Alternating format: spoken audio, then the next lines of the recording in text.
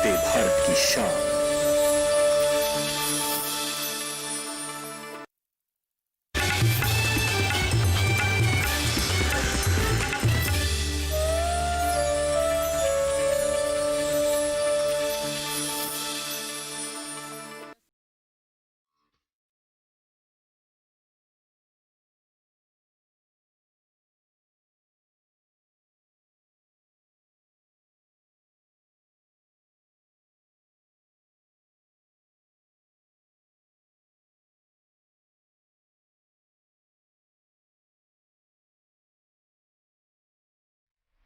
नमस्कार, स्वागत है आप सभी का हमारे खास कार्यक्रम चौपाल चर्चा में। मैं हूं आदित्य शर्मा। किसान भाइयों बहनों, चौपाल चर्चा एक ऐसा कार्यक्रम जिसमें हम चर्चा करते हैं, जायजा लेते हैं सरकार द्वारा चलाई जा रही विभिन्न सरकारी योजनाओं का, जिनसे हमारे किसानों को लाभ मिल रहा है, किस स्तर पर क्रियान्वयन किया जा रहा है, क्या हमारे किसान सच में लाभान्वित हो रहे हैं या फिर नहीं। इन तमाम बातों पर हम चर्चा करते हैं हमारे इस कार्यक्रम में। और आपको बता दें, आज हम जिस योजना पर चर्चा करने वाले हैं उसका नाम है प्रधानमंत्री कृषि सिंचाई योजना। क्या है ये योजना, कितनी जानकारी रखते हैं हमारे किसान इसके संदर्भ में, और साथ ही कितने लाभान्वित हो रहे हैं, इस पर हम चर्चा करेंगे। और आपको बता दें, विस्तृत जानकारी देने के लिए हमारे साथ इस वक्त जुड़ गए हैं शशि भूषण कुमार विद्यार्थी जी, जो उप निदेशक हैं प्रसार प्रबंधन बामेती बिहार में। शशि भूषण जी, बहुत बहुत स्वागत है आपका कार्यक्रम चौपाल चर्चा में।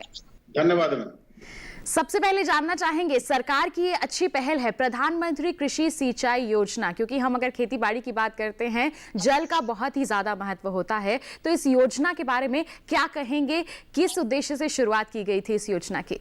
प्रधानमंत्री कृषि सिंचाई योजना, इसके पहले हमारा जो था योजना था 2005-06 में लागू किया गया था सूक्ष्म सिंचाई मिशन योजना जी। उत्क्रमित करते हुए 12वीं योजना अवधि में इसको CFWM समर्पित कर दिया गया। प्रधानमंत्री कृषि सिंचाई योजना 1 जुलाई 2015 को लागू किया गया था 15-16 में। यह योजना प्रधानमंत्री कृषि सिंचाई योजना इसलिए योजना लाया गया कि हमारे कि जो किसानों के जो पानी के जो खपत करते थे, बहाव जो कर देते थे, बर्बाद हो जाता था पानी, जो इसको बचाने के लिए वह प्रधानमंत्री कृषि सिंचाई योजना के तहत portable sprinkler, portable rain gun और ड्रिप सिंचाई, drip mini sprinkler, micro sprinkler के माध्यम से सिंचाई का पर क्रॉप ड्रॉप, इसको हर बूंद बूंद पानी है जो पौधा के लिए आवश्यकता पड़ता है, उतना ही पानी की जरूरत है जितना पानी उनको दिया जाए पौधा के लिए। हमारा जो दोहन हो रहा है कृषि के क्षेत्र में, जो खेती कर रहे हैं, पानी का जो हमारा जो मिस यूज कर रहे हैं, वह पानी को कैसे बचाया जाए, इसलिए यह प्रधानमंत्री कृषि सिंचाई योजना के अंतर्गत जो सूक्ष्म सिंचाई माइक्रो इरिगेशन के रूप में drip irrigation, sprinkler, rain gun के माध्यम से किसानों को प्रोवाइड किया जा रहा, और इसमें सब्सिडी की भी व्यवस्था सरकार जो ने प्रावधान किया है। इसमें रेन गन स्प्रिंकलर इसमें 75% और 90% इसमें ड्रिप इरिगेशन में इसकी व्यवस्था है। हमारे साथ 60-40 का रेशियो चलता है। भारत सरकार 60% दे रही है, 40% यहाँ दे रही है, लेकिन यह बिहार सरकार ने सोच रखी है कि अलग से टॉप अप करने की व्यवस्था, अलग से स्टेट प्लान से पैसा उसको व्यवस्था करके अधिक से अधिक किसानों को लाभान्वित करने के लिए यह योजना के थ्रू किसानों को अधिक से अधिक लाभान्वित किया जाए। इस योजना का मुख्य उद्देश्य है तकनीक द्वारा सूक्ष्म सिंचाई के क्षेत्रफल को बढ़ावा देना, जो नई टेक्नोलॉजी है, न्यू टेक्नोलॉजी के माध्यम से, और किसानों को अधिक से अधिक लाभान्वित करने में इसका पूर्ण रूप से सहयोग रहेगा। जल का उपयोग की क्षमता बढ़ाना है, फसलों को उत्पादन एवं प्रति किसान की आय बढ़ाने में यह बहुत बड़ा माध्यम है जी। तो पानी का बचाव किया जा सके, उसका दोहन ना हो, और हमारे किसानों को नई नई तकनीकों से अवगत कराया जा सके, इसी उद्देश्य के साथ इस योजना की शुरुआत की गई है। और हम उम्मीद करते हैं हमारे किसान इससे ज्यादा से ज्यादा लाभ लेंगे। एक ऐसे ही किसान हमारे साथ जुड़ गए हैं, नवल किशोर सिंह जी हमारे साथ इस वक्त जुड़े हुए हैं। आइए उनसे जान लेते हैं क्या कहना है उनका इस योजना के संदर्भ में। हमारे यहाँ हॉर्टिकल्चर के द्वारा ड्रिप लगाया गया है, जिसका बहुत ही अच्छा उपयोग हमने किया। लगभग जल की भी 75% बचत हो जाती है और फसल भी अच्छे आए। तो बहुत से किसानों ने इसे देखा भी और लोगों ने प्रशंसा भी की कि नहीं, बहुत अच्छा चीज़ है। लेकिन जो 90% सब्सिडी मिल रहा है गवर्नमेंट से, उसके उपरांत जीएसटी एवं जो खुदाई, मट्टी तुपाई, पाइप का कराना पड़ता है, उसमें 20 से 25% खर्चे अधिक लग जाते हैं।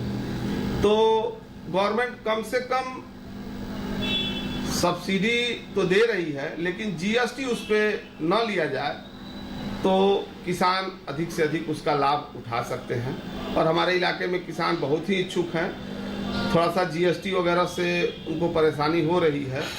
जैसे फसल उत्पाद पे किसी चीज़ पे जीएसटी नहीं लगता है, लेकिन कृषि यंत्र पे जीएसटी लगता है।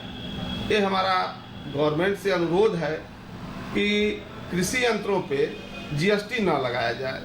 जी, तो शशि भूषण जी, सवाल निकल कर आया है कि कृषि यंत्रों पे जीएसटी ना लगाया जाए, इससे हमारे किसानों को फायदा होगा और आसानी भी होगी कृषि यंत्रों की खरीदारी में और इस योजना को पूर्ण रूप से अपनाने में। तो इस पर आप क्या कहेंगे? इस पर सरकार के स्तर से इस पर मीटिंग हुआ है, सरकार के स्तर से प्रक्रिया प्रोसेस में है। सर मीटिंग में हम भी थे तो वहां पर क्वेश्चन उठी है, लेकिन इस चीज को करने के लिए अभी फाइनली रूप में नहीं हुआ है, लेकिन सरकार की सोच है कि कुछ इस पर विचार किया जाए। तो हमारा जो स्प्रिंकलर है या मैकेनाइजेशन है, इस पर जो जीएसटी है तो उस पर किया जा रहा है और सरकार के स्तर से जैसे ही होता है तो किसानों को इस तरह का सुविधा मुहैया कराने में जी, तो इस स्तर पर भी कार्य किया जा रहा है और हम उम्मीद कर सकते हैं कि जल्द से जल्द हमारे किसानों की जो ये समस्या या सवाल उजागर हुआ है, इसका समाधान भी उनको जरूर जल्द ही मिल जाएगा। एक और किसान भाई हमारे साथ यहाँ पर जुड़ गए हैं, राकेश कुमार उपाध्याय जी। आइए उनकी प्रतिक्रिया भी जान लेते हैं और क्या कुछ सवाल है उनके मन में, ये भी जान लेते हैं। मैं धान, गेहूँ के साथ साथ सब्जी का भी खेती करता हूँ। मैं बहाव पटवन द्वारा खेती करता हूँ, जिससे खेत में कहीं ज़्यादा कहीं कम पानी लग जाता है, जिससे एक समान हमें फायदा नहीं मिल पाता है। मैं कुछ किसानों द्वारा हमें सुनने में आया है कि आधुनिक सिंचाई प्रणाली उपलब्ध सरकार करा रही है, जो कि पानी कम में फसल ज़्यादा दे रही है। हमें कौन सी सब्जी में कौन सा सिंचाई यंत्र की ज़रूरत होती है, मैं विशेषज्ञों द्वारा यह जानना चाहता हूं कि और 1 एकड़ खेत में इसकी लागत क्या लगती है, इसके बारे में भी बताएं। इस सिंचाई यंत्र को अपने यहाँ लाने के बाद हमें क्या क्या ज़रूरतों की आवश्यकता होती है, हमें रख रखाव के बारे में भी विशेषज्ञों द्वारा बताया जाए। तो शशि भूषण जी विस्तृत जानकारी हासिल करना चाहते हैं यहाँ पर राकेश जी कि कौन सी पद्धति को अपना सकते हैं, ये सब्जियों की खेती कर रहे हैं उसमें कौन सी पद्धति को अपना सकते हैं, किस तरह से इसको लाया जा सकता है, इस योजना का लाभ लिया जा सकता है। और जब इन्होंने कोई तकनीक लगा ली है अपने खेत में, चाहे वो ड्रिप इरिगेशन हो या फिर स्प्रिंकलर पद्धति अपनाई हो, तो उसमें रख रखाव के लिए क्या कदम उठाएं? इसमें सबसे बड़ी चीज होता है रख रखाव का जी, जो बहुत काफी इसमें अहम भूमिका है।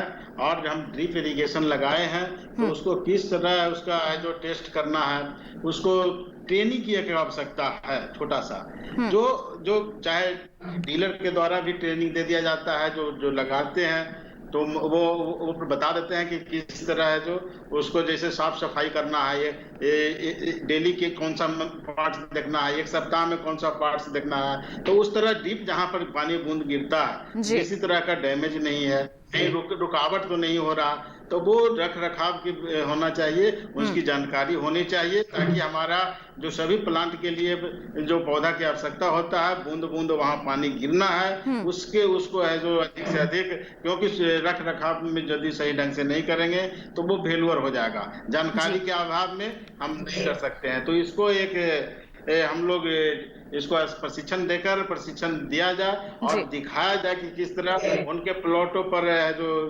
टेक्नीशियन को भेजकर टेक्नीशियन के माध्यम से रख रखाव की जहां कंपनी जो दे रही है ड्रिप इरिगेशन स्प्रिंकलर, तो उनको 3 साल तक उनको व्यवस्था देखना है, उनको किसी तरह का कोई प्रॉब्लम नहीं हो, तो वैसे टेक्नीशियन को भेजकर वह दूर करते हैं, सॉर्ट आउट करते हैं और उनको बता दिया जाता है कि इस तरह उपयोग में लाना है और उपयोग करने के लिए उसको मेथड्स वगैरह बता देते हैं, जिससे हम किसानों को कोई प्रॉब्लम नहीं होता है। और उसके किस तरह जो पानी हमारे प्लांट की आवश्यकता है, कितना पानी की आवश्यकता है, उसके अनुसार हम यूज करते हैं। और हमारा जो लागत है, सबसे बड़ा चीज स्प्रिंकलर ड्रिप माइक्रो इरिगेशन का जो लागत जो खर्च है, जो बहुत काफी कम जाता है। इसको ध्यान में रखते परिवेश में खास करके 75% तो सब्जी बागवानी के क्षेत्र में यूटिलाइज किया जाता है। 25% है जो आपका दलहन तिलहन या चना मसूर या धान्य फसलें जो है उसमें यूटिलाइज करते हैं। लेकिन 75% हमारा सब्जी और बागवानी क्षेत्र में सघन बागवानी करने में इसका उपयोग लाकर अधिक से अधिक हम मुनाफा करते हैं। तो देखिए, एक कार्य करने से कई फायदे आपको मिल सकते हैं। बस आपको सरकार की जो योजनाएं हैं उनके बारे में जानकारी हासिल करनी है और साथ ही साथ उनका पूर्ण रूप से लाभ भी लेना है। और कई किसान हमारे साथ जुड़े हुए हैं जिनके सवाल हम जानेंगे, उनकी प्रतिक्रिया जानेंगे। लेकिन एक छोटे से ब्रेक के बाद आप कहीं मत जाइए, देखते रहिए हमारा कार्यक्रम चौपाल चर्चा और बने रहिए दूरदर्शन किसान पर।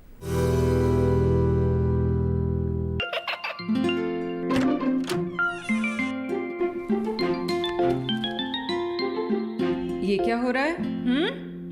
काशवी, इतने कम मार्क्स? काशू बेटा पढ़ा करो, पढ़ोगी नहीं तो आगे कैसे बढ़ोगी? मम्मा मैं भी तो आपसे यही कहना चाहती हूँ, पढ़ा करो। आप पढ़ोगे नहीं तो आगे कैसे बढ़ोगे? मतलब? वो देखो, सिर्फ बैक पर छपा ऑर्गेनिक नहीं, ऑर्गेनिक का निशान पहचानिए। पीजीएस ऑर्गेनिक का ये लोगो उन किसानों की पहचान है जो आज भी परंपरागत विधि से रसायन मुक्त खेती कर आपके लिए शुद्ध फसल उपजा रहे हैं। अब समझे मम्मा, अगर मैं प्योर ऑर्गेनिक फूड नहीं खाऊंगी तो अच्छे मार्क्स कहाँ से लाऊंगी? अच्छा बच्चों, जैविक खेती की इस मुहिम को आगे बढ़ाइए, शुद्ध ऑर्गेनिक अपनाइए।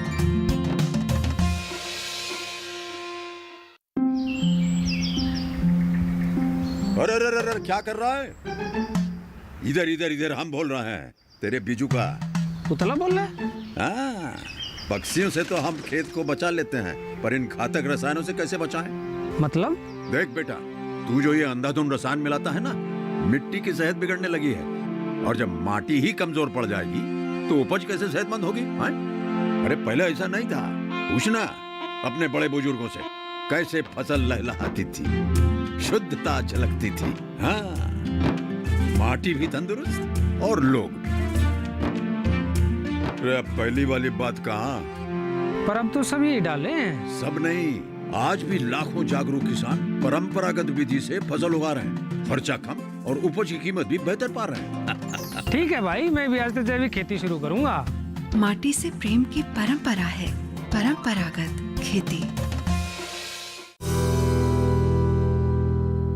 ब्रेक के बाद चौपाल चर्चा कार्यक्रम में आप सभी का फिर से स्वागत है। आज हम चर्चा कर रहे हैं प्रधानमंत्री कृषि सिंचाई योजना के बारे में और इस पर विस्तृत जानकारी देने के लिए हमारे साथ जुड़े हुए हैं हमारे विशेषज्ञ शशि भूषण कुमार विद्यार्थी जी, जो उपनिदेशक हैं प्रसार प्रबंधन पामिती बिहार में, और विस्तृत जानकारी वो हम सभी तक पहुंचा रहे हैं। और आपको बता दें कि हमारे किसान भी हमारे साथ लगातार जुड़ रहे हैं, अपनी प्रतिक्रियाएं, अपने सवाल हमसे साझा कर रहे हैं। और आपको बता दें इस वक्त भी एक किसान भाई हमारे साथ जुड़े हुए हैं, राम स्वरत उपाध्याय जी हमारे साथ जुड़े हुए हैं। आइए जान लेते हैं क्या कहना है उनको। मैं धान गेहूं का खेती करता हूं, उसके साथ साथ सरसों की भी खेती करता हूं। गेहूं की सिंचाई करने में और सरसों की सिंचाई करने में पाइप के द्वारा सिंचाई करते हैं। ज़मीन ऊंची नीची होने के कारण खेत में पानी ज़्यादा लगता है, जिससे फसल नुकसान होता है और फसल नुकसान के साथ साथ उत्पादन घट जाता है जी।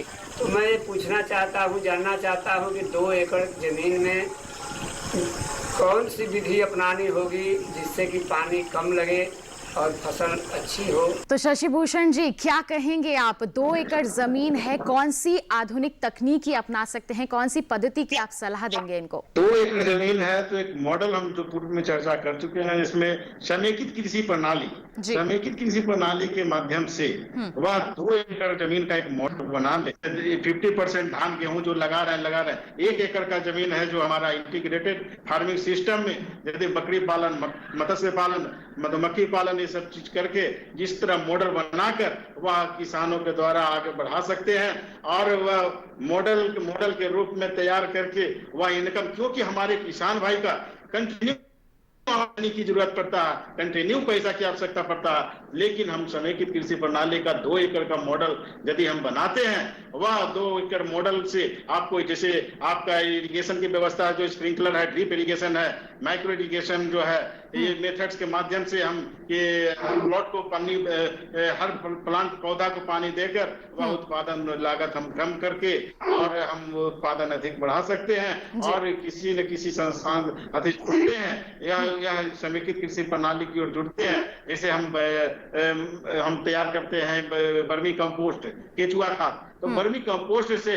वर्मी वाष्प होता है। वह सबसे बड़ा चीज होता है कि स्प्रिंकलर लगाने से हमारा वहां पर एक ही जो न्यूट्रिएंट्स पोषक तत्व हम डाल रहे हैं, जो भी हम पोषक तत्व डाल रहे हैं वह प्लांट के लिए डाल रहे हैं, ये नहीं कि हम खरपतवार के लिए डाल रहे हैं, ये नहीं कि अलग हम मिस यूज करने के लिए। हमारा जो भी वह स्प्रिंकलर के माध्यम से, ड्रिप इरिगेशन के माध्यम से एक जगह हम दवा डालते हैं वहां पर, तो हमारा प्लांट में जड़ तक वहां जाता है और जड़ से है जो हमारा ड्रिप इरिगेशन पानी के वह माध्यम से वह हमारा क्लोरोफिल प्लांट को मजबूत करता है और पौधा को है जो आसानी पूर्वक भोजन प्राप्त करते हैं और जिससे हमारा उत्पादन लागत कमता है और हमारा इस तरह उपयोग करके 2 एकड़ का मॉडल, 2 एकड़ जमीन बहुत काफी जमीन होता है, 1 एकड़ का ही मॉडल यदि रहता है तो एक परिवार पूरा भरण पोषण कर सकते हैं 1 एकड़ जमीन से।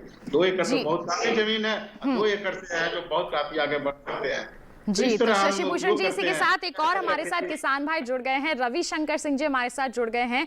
वो क्या कहना चाहते हैं उनके बारे में भी जानना, उनकी प्रतिक्रिया भी यहाँ पर ले लेते हैं।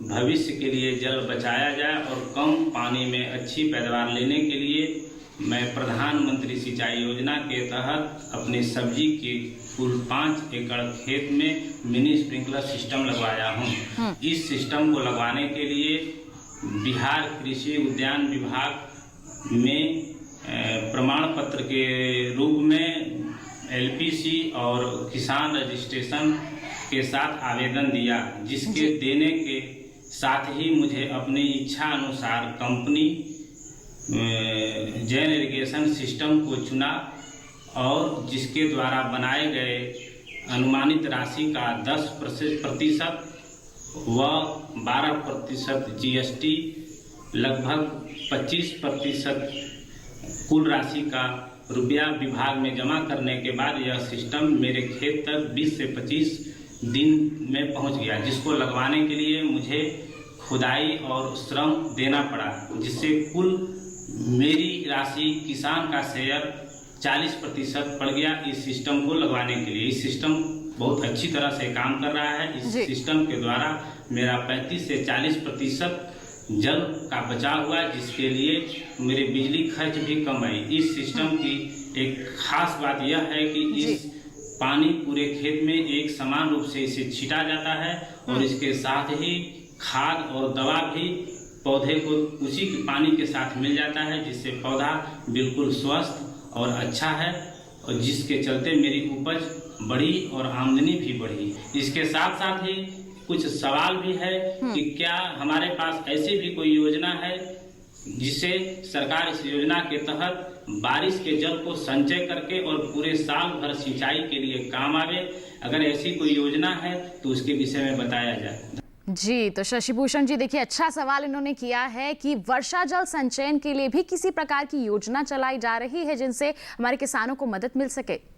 वर्षा जल संचय योजना चल रही है बिहार में, भूमि संरक्षण विभाग से निदेशालय से वर्षा संचय, यह बहुत बड़ी अच्छी योजना है और इस योजना के तहत वर्षा यदि एक छोटा सा तालाब बना देते हैं तो वहां पर तालाब बनाकर वह मछली पालन का भी कार्य कर सकते हैं और हमारा वर्षा संचय, वर्षा जो भी होता है, हम तो पहले कहें कि घर का पानी घर में और खेत का पानी खेत में और एरिया का पानी एरिया में ही रहे, उसको सुरक्षित कैसे बचाएं, क्योंकि हमारा पानी बहुत बड़ा काफी अगला युद्ध होने जा रहा है तो पानी का ही युद्ध होगा, पानी का ही ये है। तो इसी तरह सिंचाई पानी का व्यवस्था जो है उसको बर्बाद नहीं होने दे, और वर्षा जल संचय निश्चित रूप से हर किसानों के द्वारा अपनाया जाए। एक छोटा सा पोखरा बना दीजिए, तालाब बना दीजिए, वहां पर संचय पानी कर लीजिए, और वहां से उस पानी को अधिक से अधिक हमारा प्लांट जो है, जो कहते हैं कि छोटा छोटा किसान है, तो वो वर्षा संचय के रूप में एक तालाब बनाकर उसमें पानी निश्चित रूप से अपनाए, और पानी का दोहन जो हो रहा है, जो नीचे जो भू स्तर से जो पानी निकाल रहे हैं, वह पानी नहीं निकालकर उसको है जो वर्षा जो हो रहा है तो जमीन के अंदर ही, मतलब तो वर्षा जल का अगर इस्तेमाल करेंगे खेती बाड़ी के लिए तो हमारा जो भूजल स्तर है वो भी काफी अच्छा बना रहेगा, और वर्षा का जल भी व्यर्थ नहीं जाएगा, उसका भी हम अच्छा इस्तेमाल कर पाएंगे, अपने खेतों में सिंचाई के लिए उसका उपयोग कर पाएंगे। तो इसके लिए भी सरकार द्वारा कदम उठाए जा रहे हैं, बस जानकारी होनी बहुत जरूरी है। यहाँ पर लगातार हमारे कार्यक्रम के माध्यम से हमारे किसानों को हम यही जागरूक करते हैं कि जानकारी रखिए, तभी आप योजनाओं का लाभ पूर्ण रूप से ले पाएंगे। और भी हमारे साथ किसान जुड़े हुए हैं जिनकी प्रतिक्रिया हम शामिल करेंगे हमारे कार्यक्रम में, लेकिन एक छोटे से ब्रेक के बाद आप कहीं मत जाइए, देखते रहिए हमारा कार्यक्रम चौपाल चर्चा और बने रहिए दूरदर्शन के साथ पर।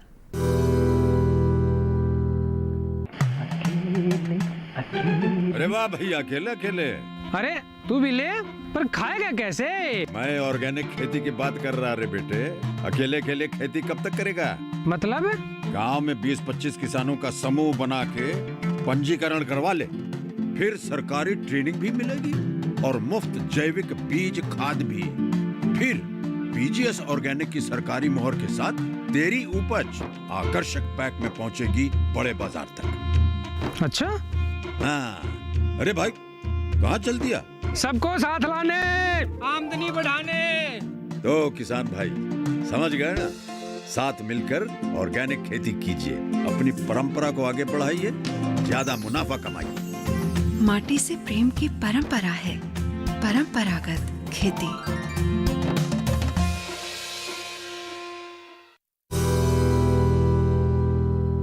ब्रेक के बाद दूरदर्शन किसान के कार्यक्रम चौपाल चर्चा में आप सभी का फिर से स्वागत है। आज हम चर्चा कर रहे हैं प्रधानमंत्री कृषि सिंचाई योजना के बारे में, और लगातार जो किसान हैं अपनी प्रतिक्रियाएं हैं, जो अपनी लाभ हैं वो हमसे साझा कर रहे हैं। और इस वक्त भी एक किसान हमारे साथ जुड़े हुए हैं, संतोष कुमार सिंह जी। आइए उनसे भी जान लेते हैं क्या कहना है उनका इस योजना के बारे में।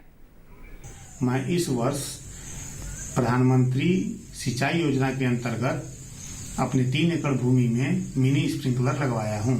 इस स्प्रिंकलर के लगवाने से हमें खेती में काफी सहायता मिला। पानी के कम लागत के साथ साथ दवा एवं खाद भी खेतों में आसानी से पहुंच जाता है। इस स्प्रिंकलर के लगवाने से पैदावार में काफी बढ़ोतरी हो गई। इस स्प्रिंकलर को लगवाने में हमें 10% का शेयर देना पड़ा तथा 90% का अनुदान बिहार सरकार के द्वारा दिया गया। किसान को 10% के साथ साथ 12% का जीएसटी भी किसान को देना पड़ा, जिससे हर किसान को लगवाने में काफी मुश्किल हो रहा है। हमें भी किसी तरह से लगवा तो लिए, लेकिन बोझ का अतिरिक्त पड़ रहा है। इसलिए सरकार से आग्रह है कि कम से कम जीएसटी का बोझ हटा दिया जाए। जी, तो शशि भूषण जी, वही सवाल है इनका भी जो हमारे पहले किसान भाई ने पूछा था कि जीएसटी हटा दिया जाए तो इन्हें और भी ज्यादा लाभ मिल सकता है। इनको भी आप जल्द से जवाब दे दें, क्या कहेंगे? जीएसटी पर अभी सरकार के स्तर पर इसका चल रहा है, सोच इसकी है। इस पर जैसे ही होता है तो आपको सूचना मिलेगी। जीएसटी से लेकिन सब्सिडी का भी रेट अच्छा है, कोई दिक्कत नहीं है। सबसे बड़ा चीज है कि यदि आप करते हैं सब्सिडी, देखिए वैकल्पिक व्यवस्था है, सब्सिडी परमानेंट चीज नहीं है, लेकिन वह सब्सिडी को यदि अपनाकर हम यदि करते हैं और उस टेक्नोलॉजी हम अडॉप्ट कर लेते हैं, जो लेटेस्ट जो टेक्नोलॉजी है, तो इसको अपनाइएगा तो निश्चित तौर पे हमारा एपीओ का जो निर्माण करना है, एपीओ के माध्यम से भी हम वह योजना लेकर अधिक से अधिक किसानों को, अपने संगठित किसानों को जोड़कर हम इसको उपयोग ला सकते हैं। क्योंकि हमारा किसान उसमें लागत, ये एपीओ के पास यदि आपके पास पैसा है, सभी किसान सामूहिक रूप से करते हैं, तो पैसा ज्यादा खर्च नहीं होता है। वह सब्सिडी वैकल्पिक व्यवस्था परमानेंट चीज नहीं है। आज सब्सिडी मिल रही है, कल नहीं मिलेगी, लेकिन वह उस पर आश्रित नहीं हो और किसान उस पर अपने खुद तैयार करे और अपना इनकम सोचे, इनकम आय का स्रोत सोचे, कैसे हम आगे बढ़ेंगे, कैसे इनकम बढ़ेगा, इस पर सोच ज्यादा रखना चाहिए। सब्सिडी पर ज्यादा कोई सोच रखने से नहीं है। लेकिन किसान भाई को मैं कहूंगा कि निश्चित तौर पे न्यू टेक्नोलॉजी अडॉप्ट करें और कम से कम लागत होगा, अधिक से अधिक उत्पादन होगा और मुनाफा अधिक होगा तो निश्चित रूप से आत्मनिर्भर होंगे और आपके पास इतनी पैसा होगा कि सब्सिडी लेने की आवश्यकता ही नहीं। जी, तो आप यहाँ से गुजारिश कर रहे हैं हमारे किसानों से कि वो नई नई तकनीकों को अपनाएं, इस योजना का लाभ लें। तो ऐसे में जो हमारे किसान इस योजना से जुड़ना चाहते हैं उनके लिए क्या सलाह रहेगी आपकी? इस योजना से जुड़ने के लिए बहुत अच्छी योजना है और इस योजना से निश्चित रूप से जुड़े, क्योंकि हमारा टारगेट की भी कमी नहीं है। इसमें पहले आओ पहले पाओ कार्यक्रम है। जो आवेदन पहले करते हैं पहले पाते हैं। इस तरह इसका टारगेट है जो है उसको निश्चित रूप से ऑनलाइन आवेदन अब होता है। ऑनलाइन आवेदन साइट पर अब एग्रीकल्चर कृषि.bis.nic.in इस पर आप साइट पर जाइएगा तो प्रधानमंत्री कृषि सिंचाई योजना का एक आएगा और प्रधानमंत्री कृषि सिंचाई का जैसे ही लिंक क्लिक करिएगा, सबसे पहला चीज है कि कोई भी स्कीम योजना को लेने से पहले वह किसान रजिस्टर्ड होना चाहिए, पंजीकृत किसान होना चाहिए। पंजीकृत जब तक नहीं होइएगा तो आप किसी तरह का कोई योजना का लाभ नहीं ले सकते हैं। वह पंजीकृत आप किसान का पंजीकृत करें और उसके बाद में जिस साइट खोलिएगा आपको ऑनलाइन खुलेगा फॉर्म। ऑनलाइन कि कौन सा यंत्र लेना है, यंत्र को डाल दीजिए, उसको आपको कंपनी आपके पास आएगा। पहले था कि कंपनी के पास आप जाते थे कौन सामान आते, लेकिन कंपनी आपके पास खुद कंसल्ट करेंगे और कंसल्ट करके जो अच्छी जो कंपनी है, जो आपको मन मुताबिक जो मशीन है, जो अच्छा कंपनी का विश्वासी है, उस कंपनी का लिस्ट डाला हुआ कंपनी आपसे संपर्क करेंगे और जो सिलेक्टेड चयनित करके आप अच्छे मशीन, अच्छे औजार, मैकेनाइजेशन अच्छे वो उपयोग लाकर घर बैठे बैठे ही हमारे किसानों को ये जो नई तकनीक है, नए यंत्र हैं वो हासिल हो सकते हैं। कहीं बाहर जाने की भी जरूरत नहीं है, बस आपको इससे जुड़ने के लिए इसके बारे में जानकारी होना बेहद जरूरी है, जो हम उम्मीद करते हैं हमारे इस कार्यक्रम के माध्यम से आप तक जरूर पहुंचाई है और इन तमाम जानकारियों से आप जरूर लाभान्वित होंगे, इससे जरूर फायदा आपको मिलेगा। शशि भूषण जी, साथ ही आपका बहुत बहुत धन्यवाद देना चाहेंगे, आपने इतनी महत्वपूर्ण जानकारियां देकर हमारे किसानों को जागरूक किया है। बहुत बहुत धन्यवाद आपका। धन्यवाद। तो किसान भाइयों बहनों, आज के हमारे इस कार्यक्रम में हमने चर्चा कर ली प्रधानमंत्री कृषि सिंचाई योजना के बारे में। क्या है ये योजना, किस तरह से हमारे किसान इससे लाभान्वित हो रहे हैं, इन तमाम बातों के बारे में आपने जान लिया। आप भी इससे जुड़ सकते हैं, लाभान्वित हो सकते हैं। तो बस आज के लिए इतना ही। अगले अंक में एक नई योजना पर हम करेंगे चौपाल चर्चा। तब तक के लिए हमें दीजिए इजाजत। आप बने रहिए दूरदर्शन किसान पर। नमस्कार।